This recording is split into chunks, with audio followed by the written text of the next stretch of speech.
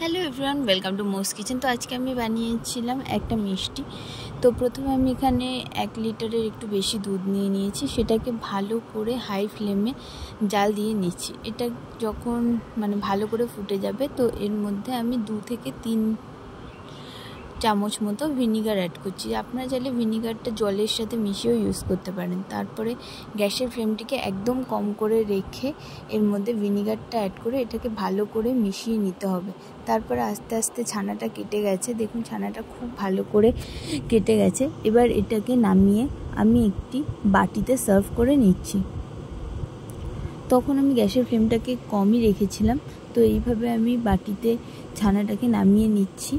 এবার ছানা থেকে যে জলগুলো আছে, আপনারা চাইলে একটা মলমল কাপড় বা একটা প্লেন সাদা কাপড়ের উপরও নামাতে পারেন। আমার কাছে ছিল না, তাই জন্য আমি সামান্যভাবে একটা বাটিতে নামিয়েছি। এবারে এর জলগুলো ঝরিয়ে নিয়েছি এবং একটি গামলায় সামান্য পরিমাণে জল নিয়ে তার মধ্যে যেহেতু ভিনিগার দেওয়া আছে, তো সেহেতু ছানাটাকে ভালো করে ধুয়ে নিচ্ছি। আপনারা দুধ কাটানোর সময় লেবুও ইউজ করতে পারেন। এবার ছানাটাকে জল থেকে ভালো করে চেপে চেপে তুলে নিচ্ছি, যতটা চাপা যায় সেইভাবেই চেপে নিচ্ছি। তো কাপড়ের মধ্যে রেখে এটাকে কিছুক্ষণ রেখে দিলেই এটার জলগুলো একদমই ঝরে যাবে। তো আমি যেহেতু কাপড় নেই, তাই জন্য আমি বাটিতেই রেখেছিলাম। এবারে আমি ছানাটাকে নিয়ে তার মধ্যে 2 চামচ মতো ময়দা অ্যাড করছি এবং এর মধ্যে আমি দিয়ে দিলাম 1 চামচ মতো অ্যারারুট।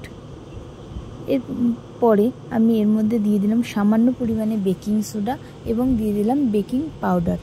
এর পরিমাণটা আপনারা আপনাদের ছানার পরিমাণ মতো করে ব্যবহার করবেন। তো এর মধ্যে আমি লবণ চাইলে অ্যাড করতে পারেন, কিন্তু আমি কোনো লবণ অ্যাড করিনি।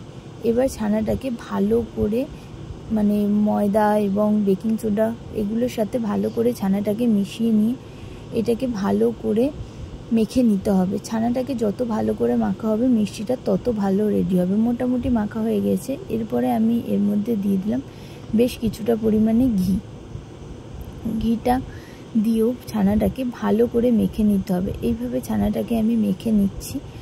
প্রায় ছানাটা ভালো করে 20 থেকে 30 মিনিট মতো মেখে নিয়েছি। আমার যেহেতু প্লেন পাত্র ছিল, তাই জন্য একটু বেশিক্ষণ মাখতে হয়েছে। তো কাঠের ডাসাগুলো যেগুলো হয়, পুজোর থালা যেগুলো হয়, সেগুলোতে মাখলে আর একটু তাড়াতাড়ি ছানাটা রেডি হয়ে যাবে। তো এইভাবে আমি ছানাগুলোকে মোটামুটি লেচি কেটে নিয়েছি। তারপরে লেচিগুলো থেকে আমি ছোট ছোট করে বল করে নিয়েছি। তো তোমরা অবশ্যই বুঝতে পারছো যে আমি এখন কি রেডি করছি। আমি বানিয়েছিলাম আজকে ছানার গোলাপ জামুন। তো তার জন্য আমি এবারে কড়াইতে তেল দিয়ে তার মধ্যে একে একে গোলাপ জামুনগুলোকে ছেড়ে দিচ্ছি, ছানার ছোট ছোট বলগুলোকে ছেড়ে দিচ্ছি। তো এভাবে 2-3টে করে ছেড়ে সেগুলোতে ভালো করে তেল দিয়ে একটু নাড়িয়ে চাড়িয়ে নিয়ে তার মধ্যে আবারও কিছুটা কিছুটা করে অ্যাড করে দিচ্ছিলাম।